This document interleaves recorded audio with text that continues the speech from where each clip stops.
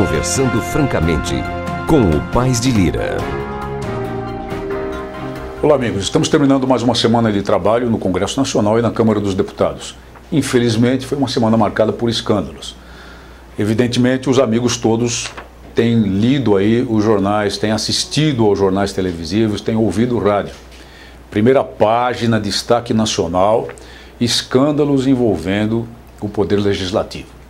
Primeiramente, o grande escândalo aqui do Distrito Federal, do governo, envolvendo o próprio governador do Distrito Federal, envolvendo quase que a totalidade dos deputados distritais, que são os equivalentes dos deputados estaduais aqui no Distrito Federal, com imagens fortíssimas, gravadas e entregues à Polícia Federal para livrar a pele de um sujeito que fazia parte desse esquema todo e que era o grande distribuidor de dinheiro. E ontem, nós vemos aí nos jornais também outros desdobramentos envolvendo grandes empreiteiras que teriam, segundo o noticiário, transferido enormes somas em dinheiro ilegalmente. Não é doação formal, doação oficial de campanha, é transferência ilegal de dinheiro a parlamentares extremamente conhecidos, né? Está envolvido aí no noticiário até o nome do presidente da Câmara dos Deputados. Aí vem aquela pergunta: o que as pessoas vão pensar da política? O que as pessoas vão pensar dos políticos? Nós sabemos que a classe política já está muito desgastada. Mas eu insistirei sempre. A política é para o bem. A política existe para o bem. Se nós tivermos de acrescentar a palavra má, se nós tivermos que anteceder a palavra política com a palavra má, então nós não estaremos falando de política. Se as pessoas de bem abandonarem a liça, se as pessoas de bem não souberem mandar para casa esses que deslustram os mandatos parlamentares, esses que deslustram os cargos do Poder Executivo, se as pessoas de bem não souberem controlar os mandatos, se as pessoas de bem não se unirem para dar o seu voto apenas a pessoas que não tenham antecedentes criminais, apenas a pessoas que não tenham maus antecedentes políticos, se continuarem dando o seu voto a mensaleiros de todos os tipos, sujeitos que recheiam as cuecas e as meias com dinheiro, aí sim é que a política brasileira não terá jeito. Mas se mudarmos isso pelo voto, nós ocuparemos os espaços. Eu digo sempre às pessoas, faço uma verdadeira pregação em toda parte do país. Não pensem que se abandonarmos a luta, o espaço será naturalmente ocupado por alguma pessoa boa. Não. Se houver vácuo de poder, ele será ocupado pelo bandido. Seguramente. Então nós temos que nos interpor. O eleitor tem de se interpor a esse processo, ocupando o espaço. E para ocupar o espaço, ele deve dar o seu voto apenas às pessoas que o mereçam. E mandar para casa, também pelo voto, no próximo pleito eleitoral, todos aqueles de qualquer lista que mancharam o seu nome, que enodoaram o seu nome, envolvidos em escândalos de toda a natureza. Mas temos de continuar a luta. E essa luta continuou realmente, embora um processo de obstrução tenha praticamente deixado o plenário sem aprovar coisa alguma. Foi aprovada a medida provisória número 470, contra a qual eu votei, que é relacionada à capitalização da Caixa Econômica Federal por 6 bilhões de reais, com vários penduricalhos que foram colocados pelo relator. Primeiro, que essa medida provisória era inconstitucional porque ela não atendia ao requisito da urgência. Segundo, que capitalizar a Caixa Econômica Federal, que não deveria ser um banco comercial, mas sim uma instituição financeira de fomento, uma instituição financeira para financiamento de programas sociais, por 6 bilhões de reais, para no dia seguinte sair a notícia de que essa mesma Caixa está adquirindo um outro banco, talvez não em boa situação financeira, 49% das ações desse banco por uma soma muito forte, é algo que dá o que perguntar.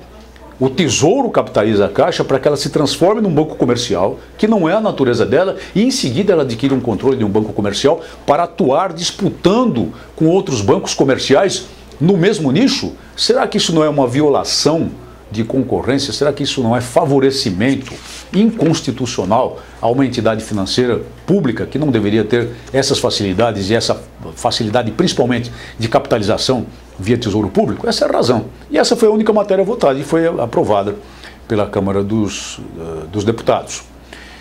No tocante às atividades da Comissão de Segurança Pública e Combate ao Crime Organizado, eu tive a honra de ser relator de um projeto de lei projeto de lei número 2954 de 2004, que estabelece a destinação de mercadorias e bens apreendidos, dinheiro apreendido, relacionado ao crime ou produto de crime,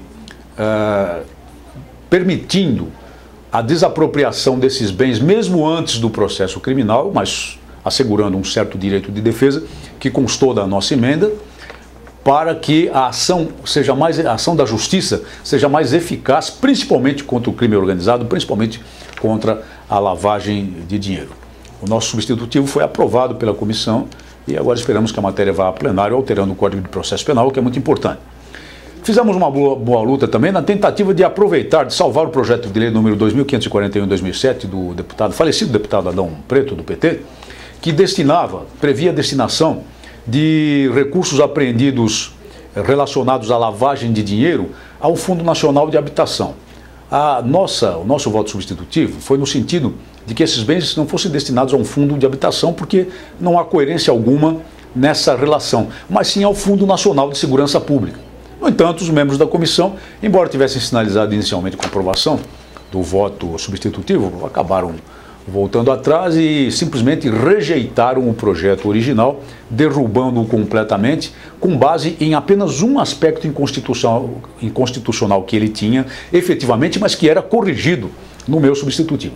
De qualquer modo, não está perdida essa luta e nós vamos apresentar, já preparado, já deverei assinar logo mais, um projeto de lei para recompor o texto do substitutivo e depois ser debatido lá na Comissão de Segurança Pública. A ideia é simples: aproveitar os bens e dinheiro expropriado do crime organizado para combate ao próprio crime organizado. Na verdade, isso está perfeitamente de acordo com a Convenção, com o espírito da Convenção de Palermo, está de acordo com a tendência constitucional do Brasil, tanto é que já existe uma disposição similar no que toca ao crime de drogas entorpecentes, ilícitos e afins.